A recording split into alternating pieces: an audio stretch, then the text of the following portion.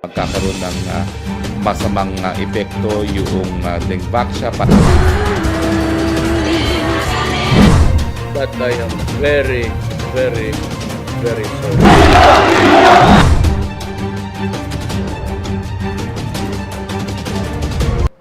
Time to know the news of the week. I'm Ria Fernandez. This is the MB Rundown.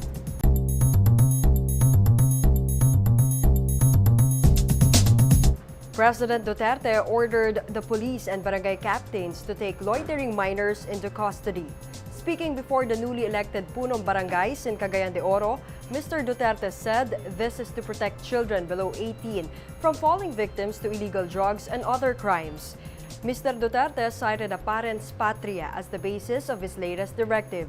With this, he said arrested children must be brought to a safe place to spend the night and be delivered by barangay captains to their families the next day. Wala tayong specific 18. Below 18, you arrest the teenagers there around, loitering, because we have to protect our children. Nagkalat na ang droga, nagkalat na ang lahat. The Agriculture Department has set suggested retail prices or SRPs on 8 basic food items in Metro Manila. These basic commodities with their corresponding SRPs per kilo are as follows. Regular milled rice at 39 pesos, bangus at 150 pesos, tilapia at 100 pesos, galunggong at 140 pesos, red onion at 95 pesos, white onion at 75 pesos, imported garlic at 70 pesos, and local garlic at 120 pesos. DA says costs of basic goods in other areas will also be regulated soon. This is to prevent a further price hike because of tax reform law. Meanwhile, big-time price rollback in petroleum products has welcomed motorists this week.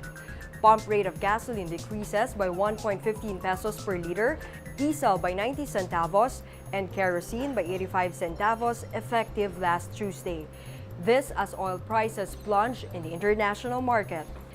Manila Bulletin's tech expert Art Samaniego Jr. warns the public about joining the bandwagon in using a certain photo app. Here's why.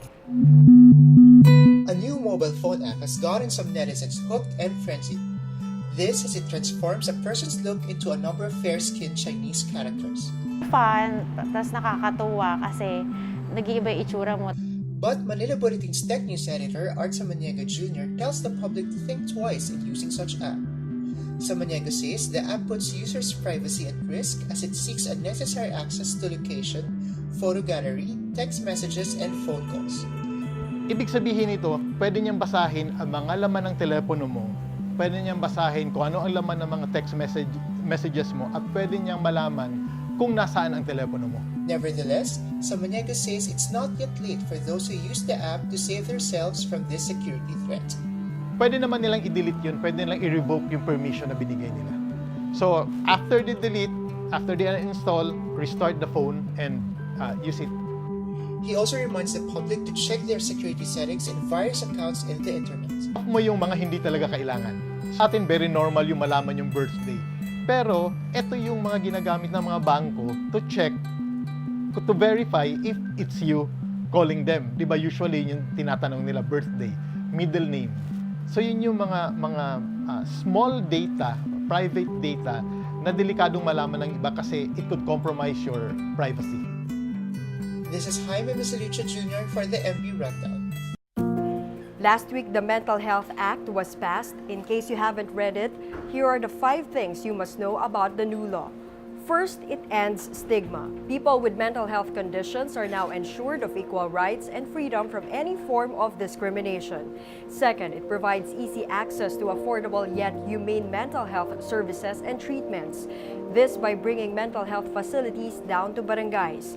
Third, all information about a person's mental health will be kept confidential unless there is a consent from the service user or legal representative. Fourth, it promotes mental health awareness. Schools and offices are obliged to craft policies to make their environment mentally friendly. And fifth, It capacitates all future healthcare providers to respond to people battling with mental disorders. Psychology and neurology will become required subjects in medical and other allied health courses.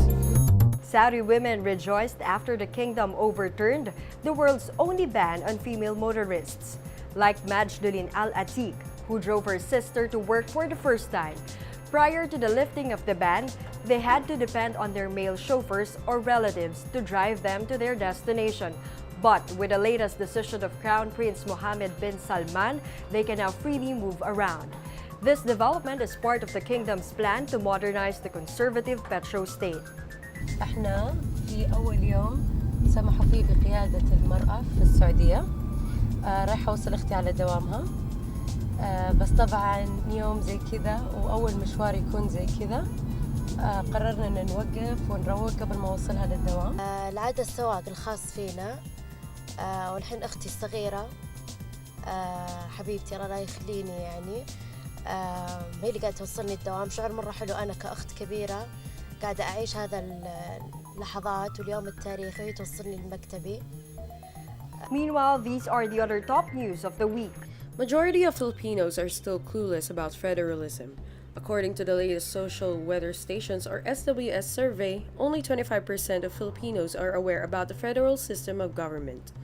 Despite this, 37% support the shift to federalism, 29% disagree, while 34% remained undecided.